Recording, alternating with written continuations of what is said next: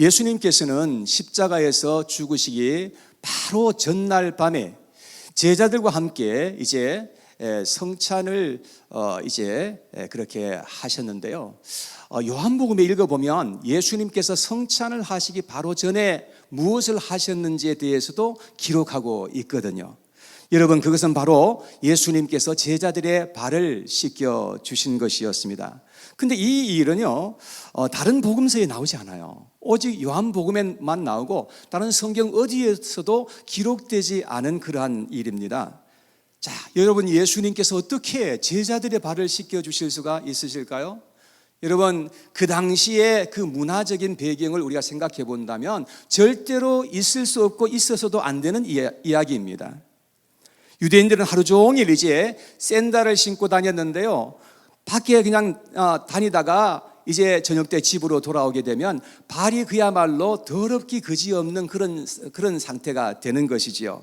그러니까 온통 그 세상이 다 흙먼지 길이에요. 뭐 아스팔트 길이 어디 있어요? 그런 게 없어요. 그러니까 발은 아주 더럽게 되어 있는 거죠. 그러면 이제 집에 있는 그 하인들 중에서 가장 말단 종이 나와서 물을 대야에 받아오고, 그리고 주전자에 물을 받아와서 이제 손과 발을 씻어주면 이제 안으로 들어갈 수 있게 되는 그런 상황이었습니다. 그런데 그날은 이상하게 아무도 그렇게 해주는 사람이 없었단 말이에요. 너무 이상한 거예요. 그리고 제자들은 눈치만 그냥 두리번 살피지 아무도 나서는 사람이 없었던 것입니다. 그러니 집안이 얼마나 불결했을까 한번 상상해 볼 수가 있는 것이지요. 자, 그런데 예수님의 계획은 제자들과 함께 저녁 식사를 하면서 성찬을 가지시는 것이었습니다. 여러분, 그때에 예수님께서 일어나시더니만 바깥으로 가셔요. 그리고 허리에 수건을 두르시고 대야에 물을 떠오셔가지고 제자들을 한 사람 한 사람 차례대로 발을 씻겨주시는 거예요. 제자들이 얼마나 당황했겠으며 얼마나 정말 어쩔 줄 몰라 했을 것 같아요. 그러다가 예수님께서 베드로에게 가신 겁니다. 그때의 베드로의 반응은 주여, 내 발을 절대로 못 씻깁니다, 안 됩니다 하고 거절하였던 것을 볼 수가 있습니다. 베드로는 어쩌면 정직한 사람이었고 의리가 있는 그런 사람이었던 것 같습니다. 근데 예수님은 의외의 말씀을 베드로에게 하셨어요. 내가 만일 너의 발을 씻겨주지 않는다면 너는 나와 상관이 없을 것이다, 이렇게 말씀하셨어요. 너무나 의외의 말을 들은 거예요. 이런 발을 씻겨주고 안 씻겨주는 것이 뭐가 그렇게 대수인데 너와 내가 상관이 없는 그런 관계가 될 수 있다는 말입니까? 어느 날 제가 유튜브를 보면서 선한목자교회에 담임하시는 유기성 목사님의 설교를 듣게 됐는데요, 그분이 이제 예수님께서 제자들의 발을 씻겨주는 그런 이야기를 하면서 이제 설교를 하셨는데, 유 목사님의 해석은 뭐냐면 예수님은 단순히 제자들의 발을 씻겨주신 것이 아니라 제자들의 죄를 씻겨주신 것이다, 이렇게 해석을 했어요. 그 말을 들었을 때에 저는 쉽게 동의가 되지 않았습니다. 근데 한참 설교를 계속해서 듣다가 보니까 그 말씀에 동의할 수 있었고, 그리고 큰 은혜를 받게 되었습니다. 여러분, 그때에 베드로가 예수님께 이런 말을 합니다. 주여, 내 발뿐 아니라 내 손과 머리까지 다 씻어달라고 그렇게 요구했던 것입니다. 그러니까 예수님께서 13장 10절에 이렇게 말씀하셨어요. 예수께서 이르시되 이미 목욕한 자는 발밖에 씻을 필요가 없느니라. 온 몸이 깨끗하니라. 너희가 깨끗하나 다는 아니니라. 이렇게 예수님께서 말씀을 하십니다. 이 내용을 보면요, 예수님께서 발을 씻기신 이 행위는 죄 씻음과 연관이 있다는 사실을 우리가 알게 되는 겁니다. 예수님이 발을 다 씻어주신 다음에 제자들에게 부탁하시고 명령하신 내용이 14절에서 17절에 기록되어 있죠. 14절부터 제가 읽어드리겠습니다. 14절에 내가 주와 또 선생이 되어 너희 발을 씻었으니 너희도 서로 발을 씻어주는 것이 옳으니라. 내가 너희에게 행한 것 같이 너희도 행하게 하려 하여 본을 보였노라. 내가 진실로 진실로 너희에게 이르노니 종이 주인보다 크지 못하고 보냄을 받은 자가 보낸 자보다 크지 못하나니 너희가 이것을 알고 행하면 복이 있으리라. 우리 침례교회에서는 성례전이 두 가지밖에 없죠. 성찬식과 침례식, 이 두 가지밖에 없습니다. 근데 오늘 이 말씀을 이게 보면 세족식도 성례전에 우리가 포함시켜야 되는 것이 아닌가라는 그런 생각을 해보게 되는 겁니다. 왜냐하면 예수님께서 우리에게 성찬식과 침례식을 하라고 명령하셨기 때문에 우리는 이 두 가지를 성례전에 포함시켜서 지금까지 계속해서 이렇게 하고 있지 않습니까? 자, 그런데 오늘 이 말씀에 보니까 예수님께서 제자들에게 세족식도 말씀하시면서 이렇게 하라, 그렇게 하면 복이 있으리라, 이렇게 말씀하신 거예요. 여러분들 어떻게 생각하세요?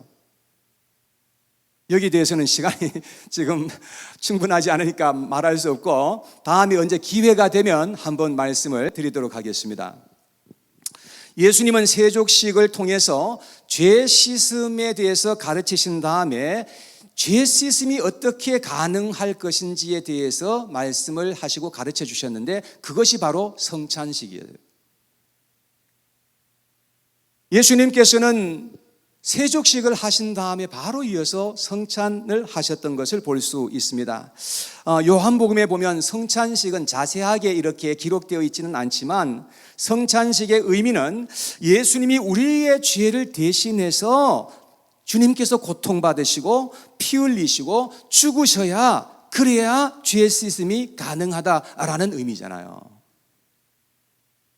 예수님의 피가 아니면 절대로 우리는 우리의 죄를 씻을 수가 없다라는 것이지요. 그러시면서 예수님께서 이제 제자들에게 말씀을 하십니다. 너희도 서로의 발을 씻겨주어라. 서로의 발을 씻겨주어야 그래야 너희가 복되다라고 그렇게 말씀을 하셨습니다. 자, 그렇다면 우리가 서로의 발을 씻겨준다는 그런 의미는 무엇일까요? 여러분, 우리가 서로 발을 씻겨줘야 된다고 예수님께서 말씀하셨는데 발을 씻겨줘야 된다는 그런 의미가 뭡니까? 그것은 바로 죄 씻음에 있다는 겁니다. 우리는 서로의 죄를 씻어줘야 됩니다. 이 말씀을 잘 이해를 해야 되는데요, 오해 없기 바랍니다. 누가 실수를 하고 범죄를 하게 되면 죄를 용서해주고 덮어줘야 한다는 겁니다. 그렇게 하려면 상대방의 죄를 인해서 내가 고통하면서 내가 하나님께 나아갈 수 있어야 합니다. 죄는 내 형제가 범했습니다. 죄는 내 이웃이 범했습니다. 그런데 내가 하나님 앞에 애통해 하면서 기도하는 자리로 내려가야 한다는 겁니다. 느헤미야는 민족의 죄를 슬퍼하면서 조상들의 죄를 끌어안고 회개했던 사람이었습니다. 자신은 우상을 한 번도 섬겨본 적이 없습니다. 그런데 그는 자신이 죄를 범한 것처럼 하나님 앞에 나가서 금식하고 회개하고 눈물 흘리며 기도했던 사람이었습니다. 이런 것이 형제의 발을 씻겨주는 행위인 것입니다. 느헤미야는 구세대들의 죄를 지적하고 비방하였던 것이 아니라 그들의 죄를 자신이 끌어안고 하나님 앞에 회개하는 그런 모습을 보였던 것입니다. 그런데 느헤미야는 거기서 끝내지 않고 자신의 그 편안하고 좋은 그 자리를 다 뒤로 하고 예루살렘으로 돌아갑니다. 그리고 허물어진 그 성벽을 다시금 쌓아 올리는 그런 힘든 일을 자처해서 하였던 사람이었어요. 형제가 죄를 지을 때에 비방하고 욕할 수 있습니다. 그런데 성경은 절대로 그렇게 하지 말아라고 우리에게 말씀합니다. 대신 우리는 마음 아파하고 고통하면서 우리가 기도의 자리로 내가 내려가야 한다는 겁니다. 그리고 그들을 위해서 내가 대신 고통의 자리에 서는 겁니다. 그것이 사랑이며 죄를 씻겨주는 행위인 것입니다. 예수님이 우리에게 이웃의 죄를 사해주고 용서해 줄 수 있는 그런 권세를 우리에게 주셨다는 것입니다. 아니, 우리가 누구이길래 도대체 그러한 일을 할 수 있단 말입니까? 여러분 잘 한번 이해하고 들어보시기 바랍니다. 마태복음 16장 19절에 예수님께서 이런 말씀을 하셨어요. 한번 스크린을 보시고 같이 한번 읽어봐요. 시작. 내가 천국 열쇠를 네게 주리니 내가 땅에서 무엇이든지 매면 하늘에서도 매일 것이요 내가 땅에서 무엇이든지 풀면 하늘에서도 풀리리라 하시고, 자, 여기에 매고 이제 푸는 것에 대해서 말씀하셨는데, 자, 여기 맨다는 말은 원어에 보니까 금지한다라는 그런 의미가 있습니다. 이웃이 범죄하고 허물이 드러났을 때에 비방하고 욕하고 정죄하게 되면 우리가 땅에서 매는 그런 일을 하는 것입니다. 그렇게 해서 매듭이 만들어지게 되는 것이죠. 그러면 사람들에게는 막히는 역사가 나타나는 것입니다. 첫째, 사람들이 하나님께 나와서 구원받는 그러한 일이 막히게 되는 것입니다. 믿는다고 하는데 사람들이 함께 모여서 막 싸웁니다. 그러면 하나님을 믿으려고 교회에 왔던 사람이 그것을 보고 낙심하게 됩니다.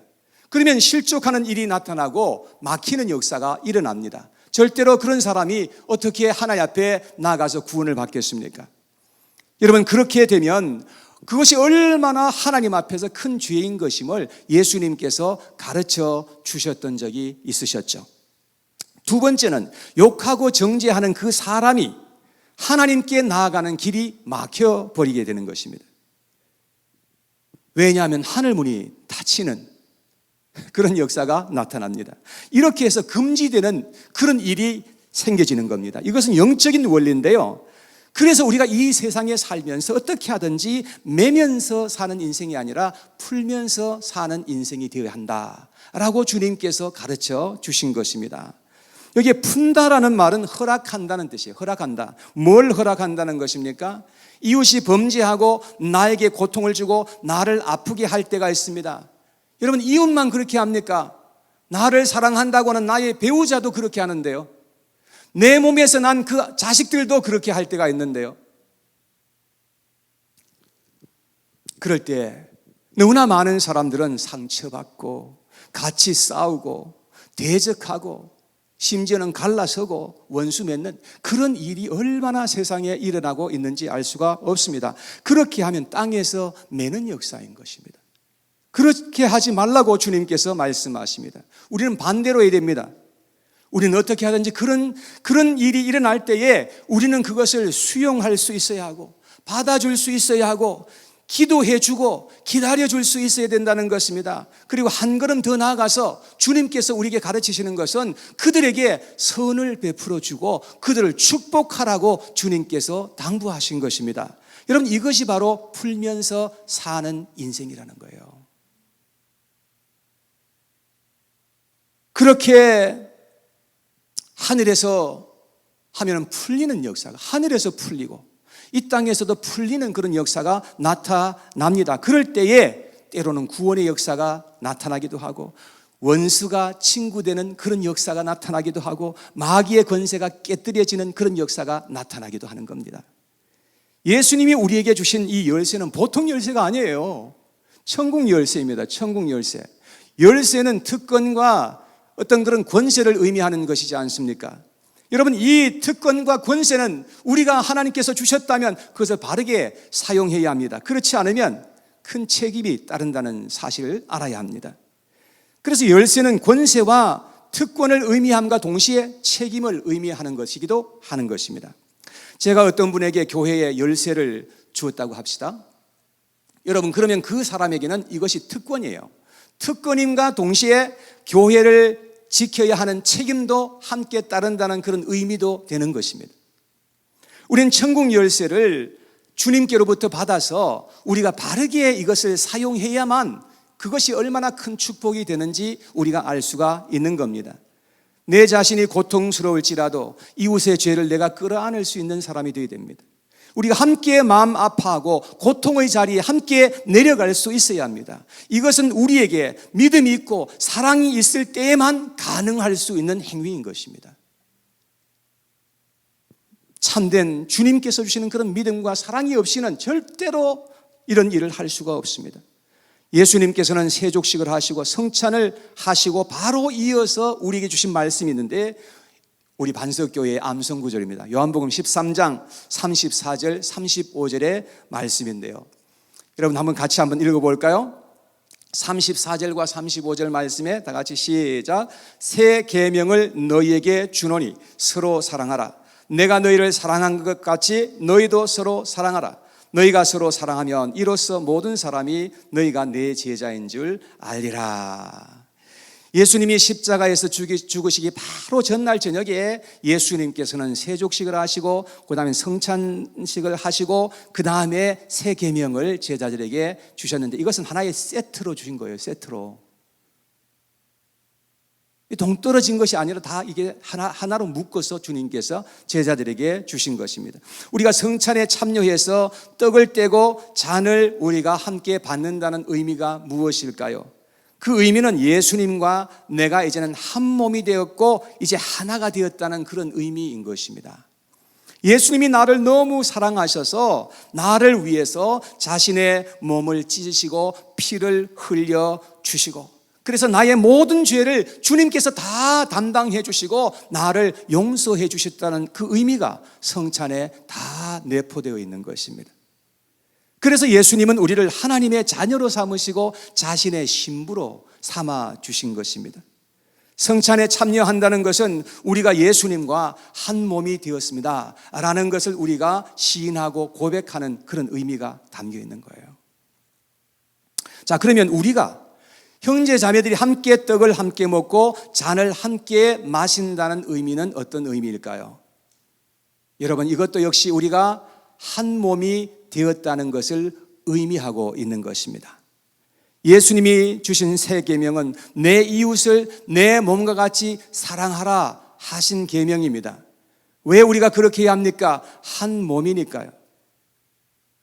여러분, 이 공동체는 한 몸입니다. 한 사람의 죄는 더 이상 한 사람의 죄가 아니라 공동체의 죄가 된다는 것을 알아야 합니다.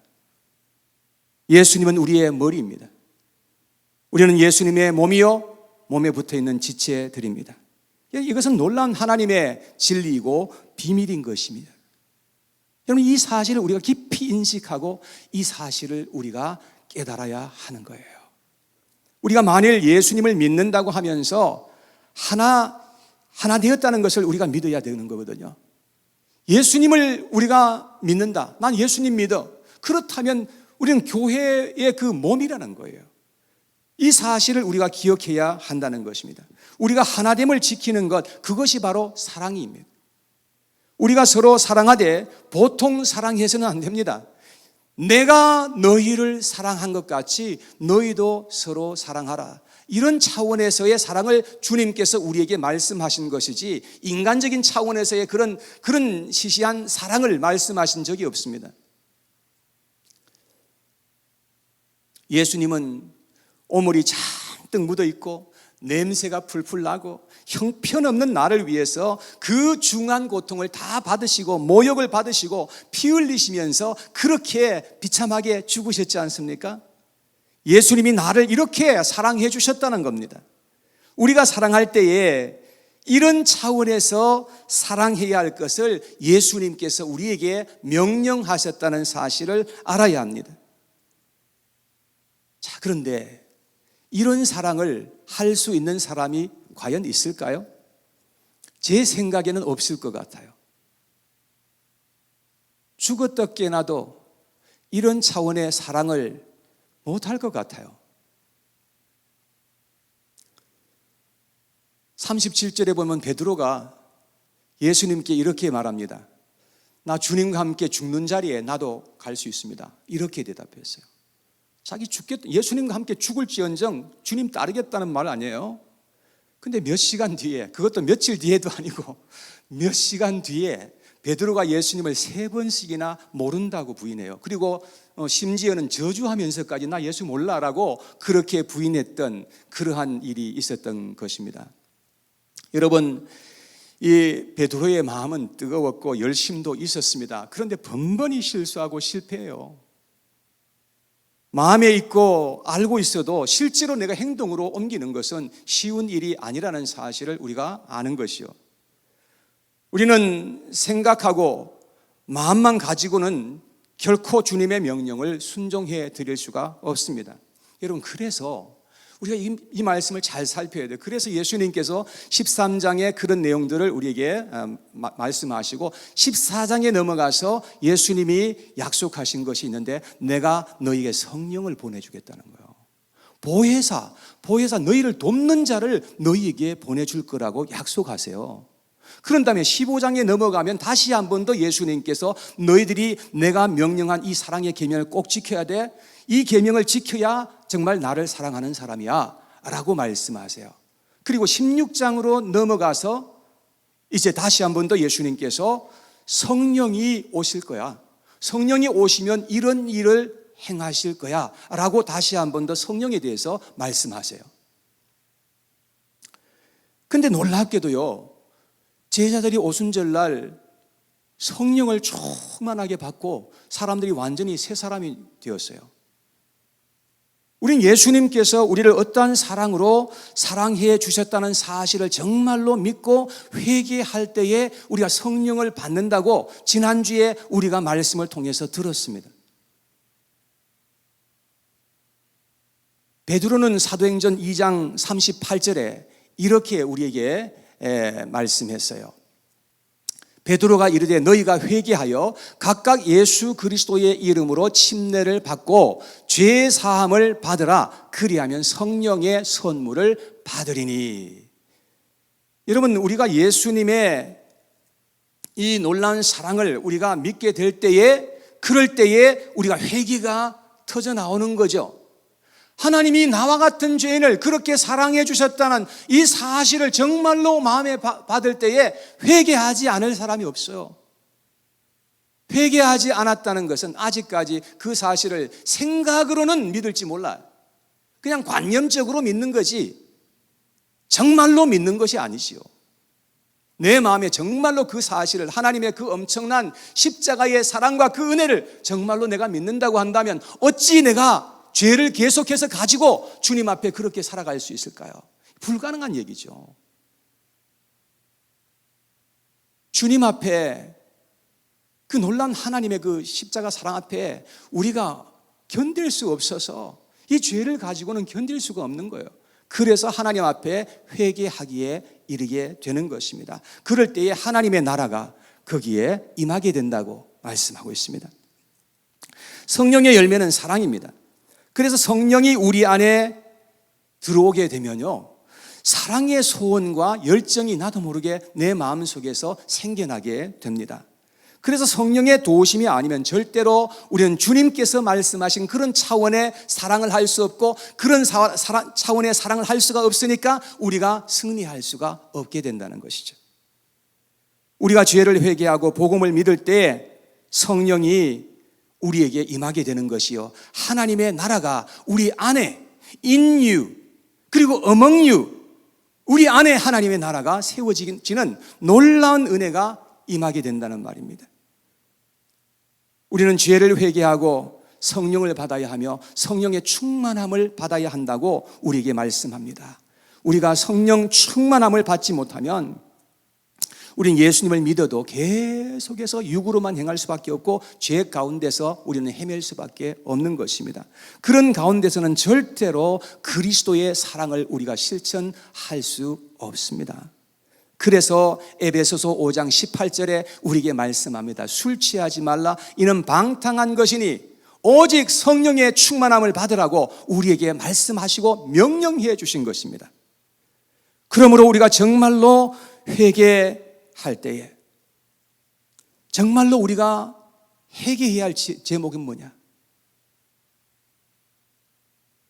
물론 죄 짓고 우리가 범죄하고 있는 것이 있으면 회개해야 되겠죠. 그 이전에 정말로 회개해야 할 제목은 믿음 없음을 하나님 앞에 회개해야 하고, 성령 충만하지 않은 죄를 하나님 앞에 회개해야 되는 거예요. 이게 보통 죄가 아니야. 하나님의 말씀과 성령으로 우리가 충만함을 받아야 우리가, 그래서 비로소 우리가 사랑하게 되고 주님의 그 명령에 우리가 순종해 드릴 수가 있는데, 그러지 못하니까 늘 입으로는 믿어, 믿는다고 말하지만 행동으로는 안 믿어. 행동으로는 하나님의 말씀을 따라 행하는 것이 아니라 자기의 생각대로 육으로 계속해서 행하면서 살아가는 것입니다. 그러니까 계속해서 실패하게 되는 것입니다. 세족식과 성찬식은 사랑의 극치를 표현하고 보여준 것이었죠. 예수님이 우리에게 행하신 모든 것은 사랑 때문이었습니다. 사랑이 아닌 그 어떤 것도 없습니다. 그리고 십자가는 하나님의 사랑의 절정이며 극치였던 것입니다. 하나님은 그 사랑을 우리도 함께 행하시기를 당부하시면서 너희 마음과 목숨과 뜻과 힘을 다해서 너 하나님을 사랑하라고 그렇게 우리에게 명령하신 것입니다. 그러므로 우리는 이 계명 앞에서 정면으로 대면해야 합니다. 새 계명을 너희에게 주노니 너희는 서로 사랑하라.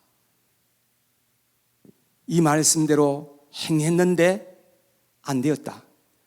그런 분들은 저한테 오십시오. 제가 책임지겠습니다. 서로 주님께서 내가 너희를 사랑한 것 같이 너희도 서로 사랑하라. 우리가 그렇게 사랑했는데 안 되었다. 실패했다. 그런 건 없는 겁니다. 하나님 말씀대로 안 해서 실패한 것이지. 요한일서 4장 10절에서 12절에 이런 말씀이 기록되어 있습니다. 사랑은 여기 있으니 우리가 하나님을 사랑한 것이 아니요 하나님이 우리를 사랑하사 우리 죄를 속하기 위하여 화목제물로 그 아들을 보내셨습니다. 사랑하는 자들아 하나님이 이같이 우리를 사랑하셨은즉 우리도 서로 사랑하는 것이 마땅하도다. 어느 때나 하나님을 본 사람이 없으되 만일 우리가 서로 사랑하면 하나님이 우리 안에 거하시고 그의 사랑이 우리 안에 온전히 이루어지느니라. 여러분, 결국은 우리가 두 가지입니다. 하나님을 참으로 믿었느냐, 그리고 사랑하였느냐, 이 두 가지입니다. 우리가 예수 그리스도를 참으로 믿어야 하고 그리고 우리가 서로 사랑해야 합니다. 이 두 가지예요. 그러면 우리는 주님 앞에서 참으로 은혜를 입게 되고 이 땅 위에서 반드시 하나님께서 도우시는 손길로 말미암아 승리하는 놀라운 그런 은총을 입으며 살아갈 수가 있게 되고 우리의 삶이 하나님의 나라가 될 거예요. 내가 성전이 되는 거예요. 그리고 내가 가는 곳에 또 하나님의 나라가 분명하게 세워지게 될 거예요. 우리의 가정도 나 때문에 천국이 되고 하나님의 나라를 거기서 경험하는 놀라운 그러한 동산이 되는 겁니다. 에덴 동산이 깨어졌죠. 그런데 그 동산이 다시금 회복되는 겁니다. 이런 은혜가 저와 여러분 모두에게 있게 되기를 축원합니다.